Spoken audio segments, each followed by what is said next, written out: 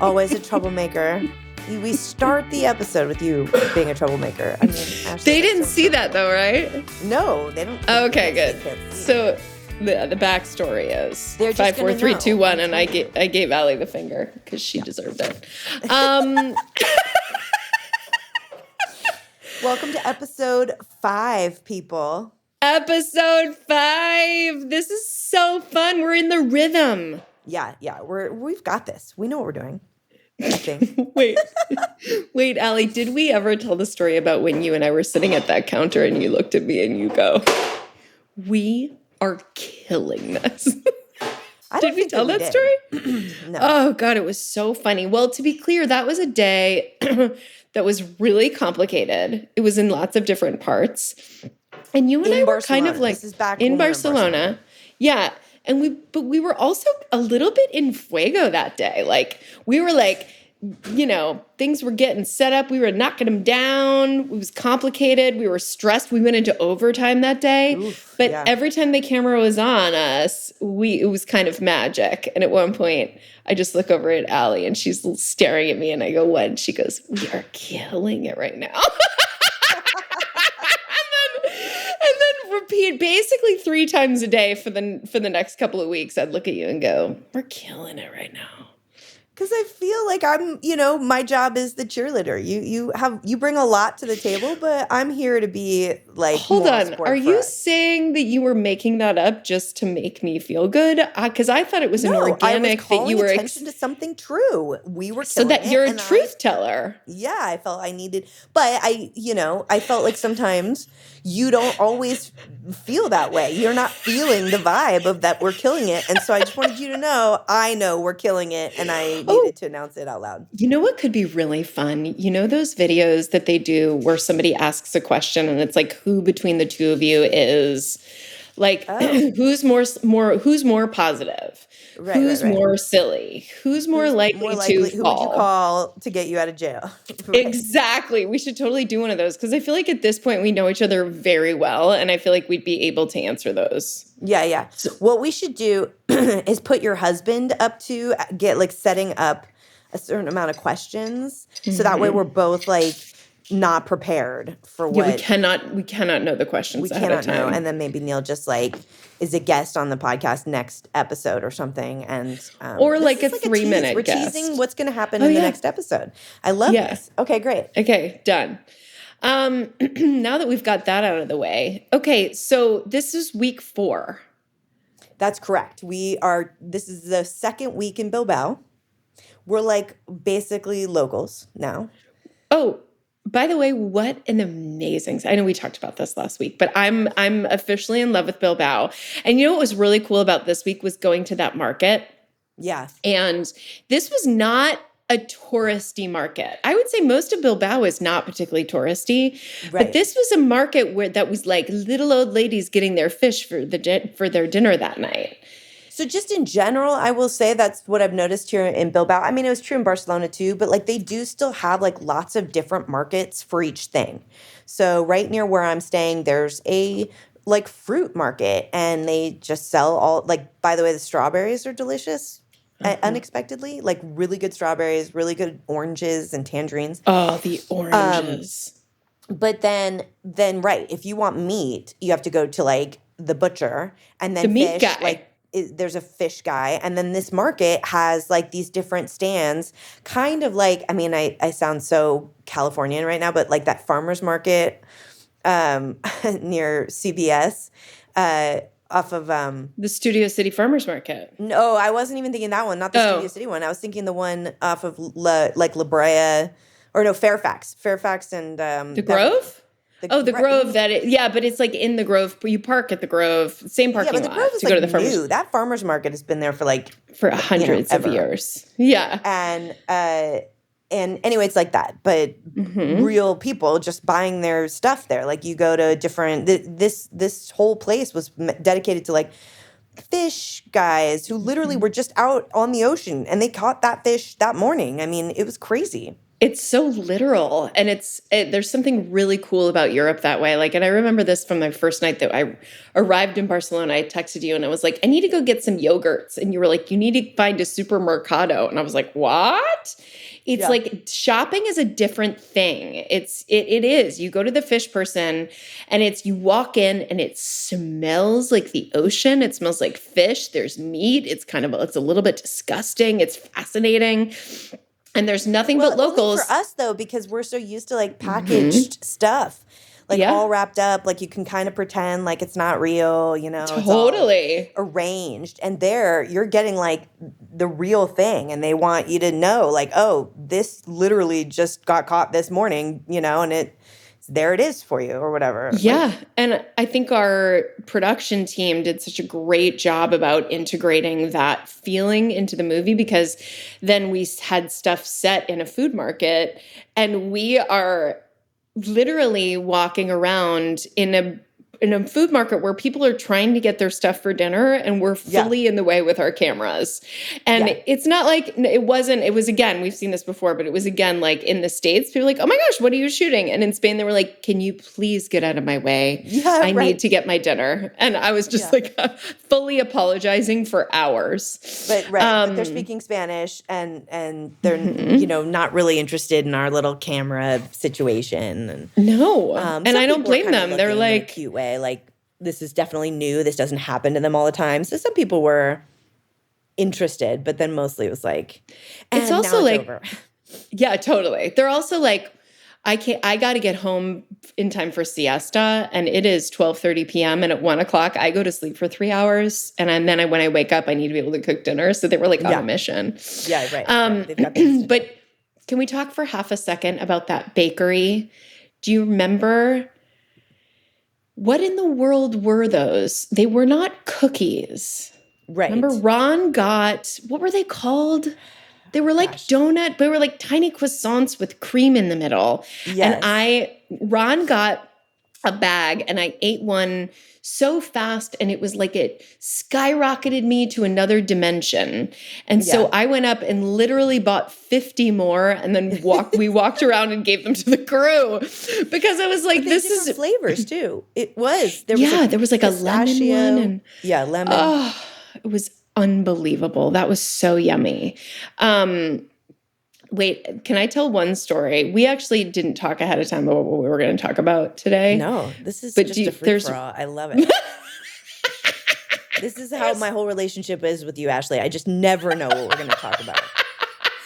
No, sometimes we'll be like, oh, we should tell that story this weekend on the podcast. But we actually didn't do that with us. So, yeah, we're going rogue. We're going rogue. Okay, so one of the really interesting things that's happening while we're shooting this movie is we're shooting 2 movies at the same time, right? Yes. And that means that we're going by location, right? So there are sometimes scenes that we're shooting where the scene directly before the scene that we're shooting, we were like crying or fighting or, you know, in a romantic conundrum. And then suddenly we're on an escalator in a market talking to each other. Right. And there was this scene this week where we're on the escalator and we're coming up the escalator and I was like, oh, we should be like talking about something before we get into our dialogue. And you were like, yeah. And so I start immediately telling you like an embarrassing story to make you laugh really hard because that's how we roll. Yeah. And so we come out of the escalator like hysterically laughing, like cackling laughing, like falling over laughing. And then we're like, here's the thing about having trouble figuring out what to write. And then we keep talking. And Ron comes up and he's like, just so you know, the 2 of you were sobbing in the last scene. I'm like, oh God, right. Thank you. I'm so glad you're here because we just lost track of where we were in the story. The funny thing about that though is that I love, right, is as actors, and we talk about it all the time, you know, when you are studying to be an actor or when you are in acting class, it's like, what is the moment before, right? Before a scene starts. And if you chose a different moment before, like you can totally make the dialogue work in a completely different way. It's just not at all the movie we're in. Do you remember the concept from theater school of like the neutral scene? Yes. Where it's like a neutral scene where it's not actually about anything, but you could be like, did you take it? did I take it? Of course I took it. And you can Right. apply it and then you just change the moment before to And it whatever makes makes it the everything. scene Yeah. different. And sometimes in this movie, we were like not 100% sure what we were talking about, but we had 40 minutes and we had to like get it in. That was one of those Yeah, so situations. you're like, I'm just gonna play it clean and hope it fits in wherever it's meant to fit in. Oh, But my favorite and the thing was funny that thing, we adjusted it and we were suddenly like very somber coming yeah, in. We're like, well, when you have writer's block, it can be um, very challenging. right, right. It went from the first take where we're like totally laughing, having a great time, total besties up the escalator, and then we get to the lines, and it's just hilarious because, right, it is a totally different take on the And I scene. think my last line of that scene is, you know what? I need a minute. And when Yes. I said it, when we'd been laughing, I was like, you know what? I think I need a minute. And like stormed off joyfully. Like, made it work. But and then we were like, this is feeling very I'm weird. not sure this works. Yeah, it's so So funny. It's funny. so funny. Yes, it takes a village. That is why you need Ron. That's why you need Mhm. Nikita. We have a Mhm. whole team of people who help us make these movies, and every day you're reminded why you cannot do this alone. And especially that day because Nikita was sick that day. Do you That's remember that? right. Oh, she got so sick because we think it was from an egg. We think Yeah. maybe she had an egg that wasn't fully cooked, but she was so sick we had to get her a doctor. Yeah. And when we don't have a script, so you have a script supervisor that you've flown out to do the job. Like if you're in Canada, people come in and day play if your script supervisor's ill, but Nikita was brought on for a very specific reason, which is, partly language, partly she understands the universe of Hallmark movies. She like really gets what we're doing. And also, it's a much harder job to walk into when you are doing two movies at the same time because she had to read both movies, totally understand both movies. And she is also sort of the last line of defense to be like, oh, this is from that scene and that, in, whatever, in between those two scenes in the first movie. And like she raises that flag, like red flag, all the time. So when she's not there or not feeling well, it's a real like wrench in the system because you're like, oh my God, Nikita, we need you. We can't do this without Totally. you. Yeah, totally. She's by the way, shout out to Nikita. She's so good at her job, and the task we gave her was not easy. No. And she would come every morning, or she comes still every morning, and helps us, sits with us in the hair and makeup chair, and we run all of the dialogue for the day and we make sure that everything makes total sense to us and all of that stuff and she's so And any diligent about changes it. that happen because of language or because of location, like she has that all written down and helps us remember like, all those, sometimes it's like a phone call and you did your half of the scene earlier and now it's my half of the scene. So, she wrote down like any changes or any adjustments, anything like that. Like she's the glue that's holding us all together. She's like the So, technical glue. yeah. Yeah. So and we also just got lucky in that, well, we didn't get lucky. We brought her out. But Right. We get she credit. is also like a wonderful person. Hilarious and smart and funny, and I absolutely adore her. Yeah, me She's too. what we She's great. call a lifer. Yeah, Um, yeah, she's a good person, a hard worker. I just love that. And I love people just in general. I love people who love movies, love what we're doing, and just want to make it better. There are plenty of people out there who look for an excuse or just do it to get through the day.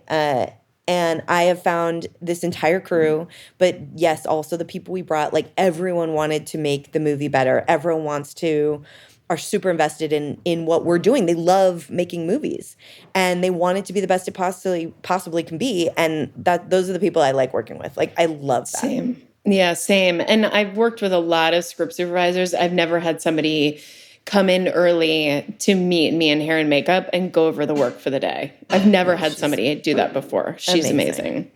So when she was ill, we were screwed. Yeah, is totally. the point. So all that is the to say, Nikita, Yeah. be careful what you eat. Don't because we eat need any you. more eggs. Yeah. She also like Okay. dresses super cute. I just need to say this, that it wasn't like, oh, I wonder if she's not feeling well. She dresses really cute and like does her hair and her makeup looks great like all the time. And that one day she rolled in like a vampire. I was like, what? Oh Halfway my through the day, gosh. she Yeah. looked fragile. She Yeah. yeah, it was not ideal. I was alarmed, concerned for Poor her. thing. Yeah. Um, What else? What do you got?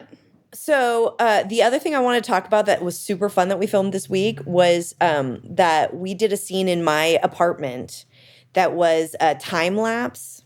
There were so many cute things about that sequence that I thought was really fun. But actually, I've never really done a time lapse like that before, like in quite that way before. And it just was really cool and fun.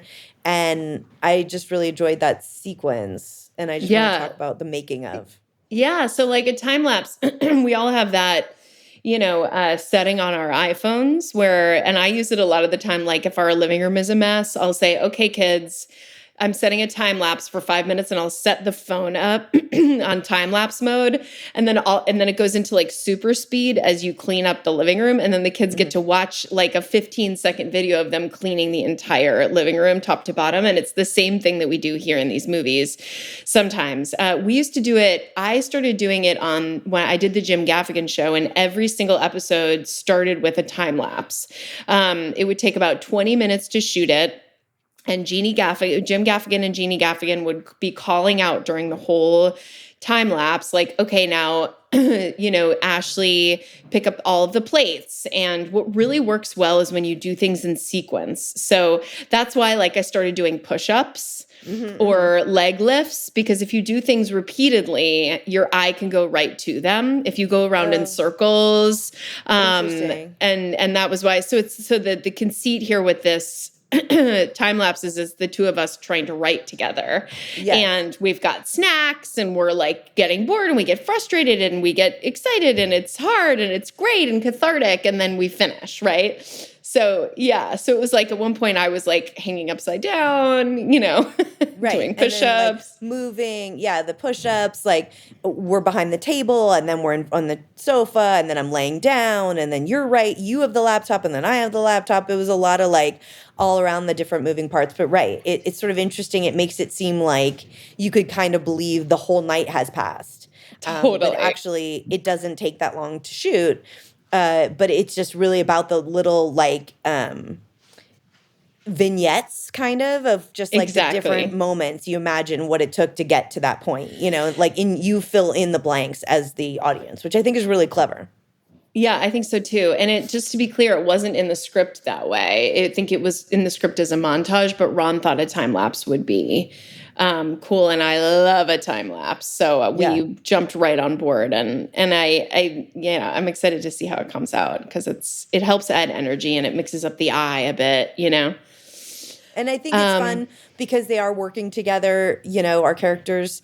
I just think that's a really fun way to tell the story. It also really bonds them that they're sticking through this. I really liked everything about that. That was really fun. Yeah, me too. One of my favorite things, though, about shooting that day was that Megan had a couple of horse competitions.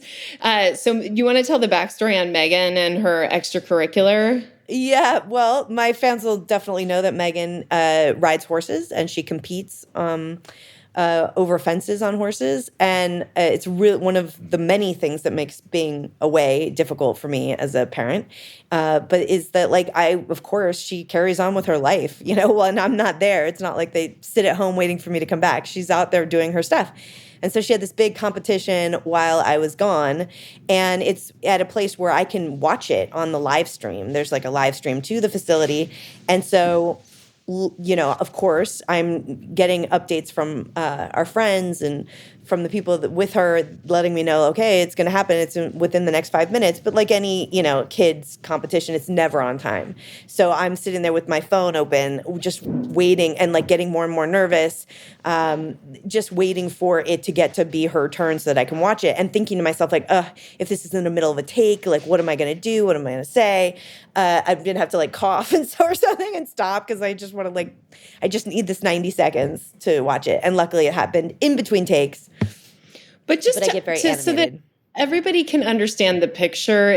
There's a 70-person crew swarming around Allie, and she is hunched over her phone and 100% in the watching of Megan competing. Like, you would never in a million years know that there's a tornado of people around Allie. And some of them, by the way, are fixing your hair and fixing your sweater and, like handing you things.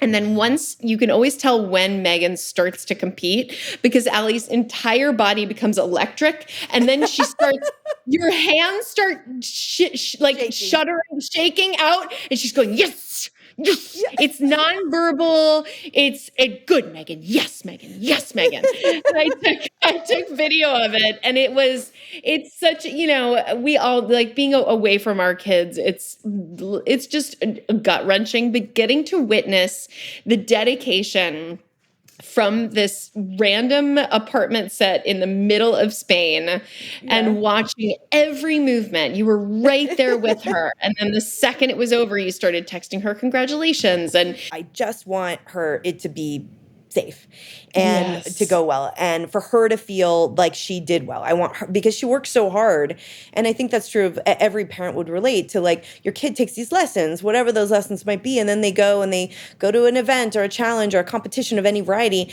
and you just want them to showcase what they learned, like, so that they feel proud of themselves. It isn't about the ribbon or the how, like, you rate it at the end. It's that they leave with that smile on their face knowing they did their best. That's what I want from it. And also that she doesn't hit her head. And that she doesn't. Those two things. Right. Both things would be great. And yes. it's hard, and it doesn't always go that way. And so, you just get so nervous as a parent.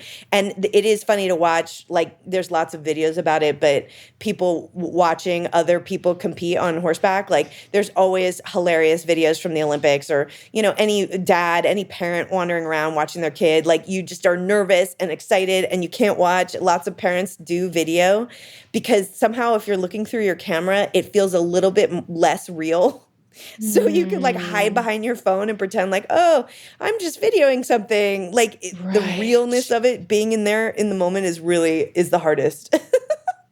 Well, it was really, really cool to watch. There was also, wait, can you tell this story about when, like, Megan's trainer wasn't sure where Megan was because she'd gone off with a friend, but then what was that story?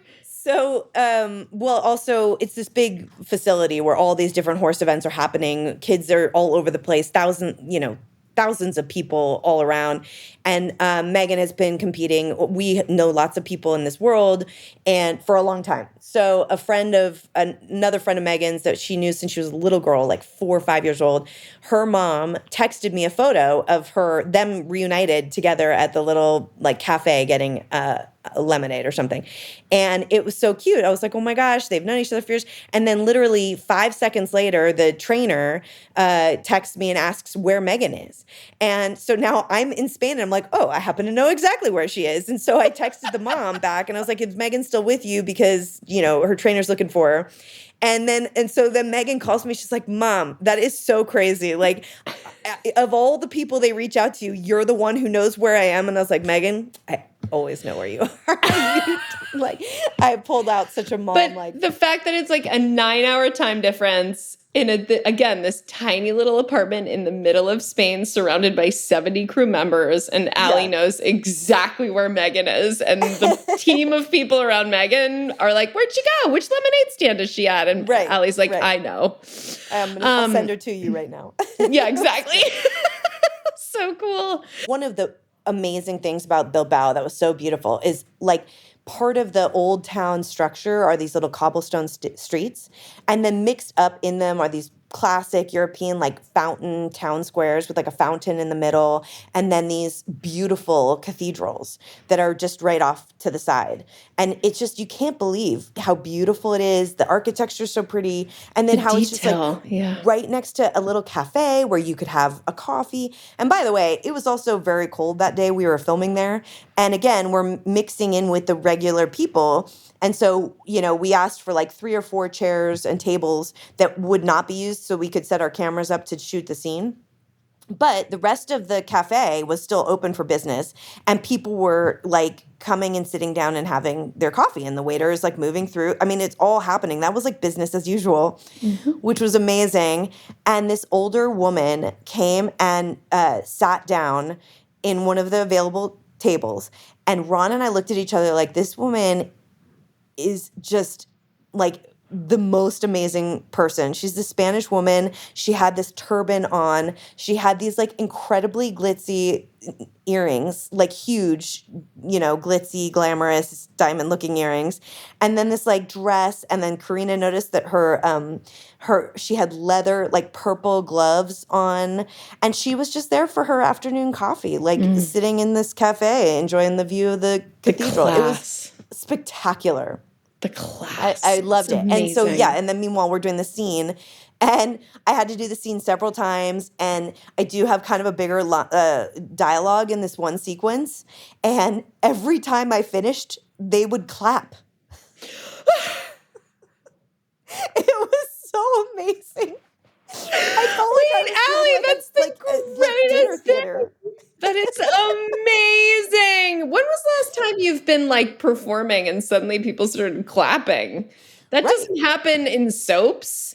No, that doesn't happen on a Hallmark movie set. To get that reaction, I mean, It was amazing. It was so sweet. I was totally caught off guard the first time, and then the third, because you end up doing these scenes for different camera angles and multiple times. But like by the time I ended, I was really looking forward to that applause every time. Like it was the best. You got used to it. You were like, excuse me, where's my applause? That's so cool. I love it. Really cool. That was really fun. And then we also did a scene there. You came in later, and now it was cold. It was not that cold earlier in the day. But we're wearing these nice dresses, and it was getting chilly, and the wind was picking up. And I had to change. So you're already out there, and then I come out with like this different outfit. And it was a little more of a dress, like not meant for cold weather. And I was sort of freezing and standing there ready to shoot the scene. Looking stunning. Thank you. And then I guess the woman standing next to you, like there was one of the locals. There was a woman, a background woman, and she said, Karina was touching up my makeup, and she said, don't you think her, meaning you, don't you think her lipstick is a bit much? Which is completely out of line. Like what? Like, I'm sorry, that is the lead of our movie. Do not critique. And she didn't even know that Karina was the one that had put that lipstick on you. Oh, but Karina tells the story that out of the gate, you say immediately. Because Karina later says to me, like, boy, that Ashley, she has your back. Like, she didn't even hesitate. That you turn to that woman and you're like, I think she looks beautiful. Yeah. And I said, I go, I think she looks incredible. And then I look at her and I go, and I'm so glad you agree. Like that. Like, it was a warning. Like, I was like, I dare you to say another word. Amazing. But then Karina goes up to Ron, the director, and goes, is her lipstick too much? And Ron goes, yeah, take it down. I was so annoyed. I know. Because I was like, first of all, no, it's not. It's great. It's a bold lip, like butt out, Yeah. I think he probably would never have said anything if she hadn't commented. But, like we're trying to be careful, like whatever. I think she wanted it to, I think she felt that way from the beginning when she put the lipstick on. She felt like it was a daring move. Yes. And then she, wanted to be respectful of Ron's vision. She doesn't want to like detract from this beautiful sequence that Ron had come up with by making it all about my lipstick. So, I think she was right to ask. I just don't want that lady. How about just what I feel like nobody is talking about is that I stood up to that lady in your honor. And then Karina changed the lipstick after I had said, I think the lipstick is perfect and don't you dare say another word. And then Karina went and changed the lipstick. And then I couldn't look at that woman in the eyes for the rest of the day. No, that is not the takeaway of this story. The takeaway of this story is you're like a powerhouse. You're a good friend. That is what women should do for each other. You stood up for me. But that, like, also we're all, rational adults. And if it is too strong on lipstick, it's not for that person to say so. But totally, we should take it down if it's too strong. So I liked the bold lip. Yeah, it was fun. It had its moment. Okay, wait. There's one last story that we need to discuss, which is after. It was Friday night.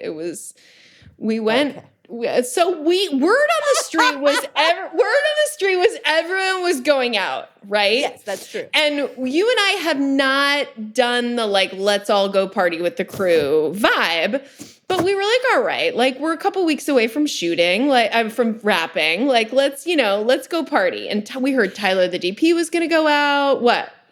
Yes, I also think we were like shooting near where we were gonna be going to. That the understanding I had was that this place we were all gonna meet was literally like right next to there. Where we were filming, so it felt very close. And also the next 2 weeks where we're going after this are a bit outside of that kind of zone. So it like really you won't be able to do it next week. So I felt like we had to go Friday because that was sort of the last chance. Yeah, exactly. And we were like, all right, let's do it. And I was like, Allie and I are going out, right? So we get word about where like some people want to go that have like the best martini in town or whatever it is. And we're like, great, Ron done. had recommended this place. Yes. Yeah. So we arrived to this place. We cannot find anyone from our crew there. Meanwhile, it turns out that it was like 2 miles away from where we had been shooting. And Nikita walked there in the rain. Remember? Because it started raining. Right. And She's so anyway. At this point, I just want people to know. Yeah, she was better. We didn't force her to do that. Yeah. So it was Karina, you, me, Nikita. And of course, like the four of us love each other. So we immediately like get a drink and we start like, we huddle up. We like make a little nest out of the couches and we're like, oh, everybody else will join. Right. So then we got annoyed because it started to smell like really bad perfume. So we moved to this other area. And all of us were like, and also it was 12:30 at night. And we were like, you know what? Yeah. I think we did it. I have a Cinderella like exit time, totally. It's over. It's also, I have to say, at the ripe old, mid 40s, mid to late 40s, ripe old age. This is not a dynamic I even remember. Like I'm so out of my element in a dynamic like this. So anyway, you were like, we're going. And I'm like, great, we're going. So we come outside and then we had no idea where we were, how to get home, how to get a cab, what to do. Any of it. And Karina sees a car, like a marked car. She runs up to the hen too. She's like protecting us. She wants us to get out of there like ASAP, right? There's like people milling about in a way that feels, for us perhaps unsafe. And she's like, this needs to stop. And so she runs out and flags out in a car in the rain in the middle of the street. And it is a police car. Down the cop car and then like has them roll down her window and is like already trying to get in before they have to say She's trying to get in the back seat and they're like, this is a police car. This is not a taxi. And then the funny thing is she's totally sober. Like she hadn't had anything to drink. She gave up alcohol for Lent.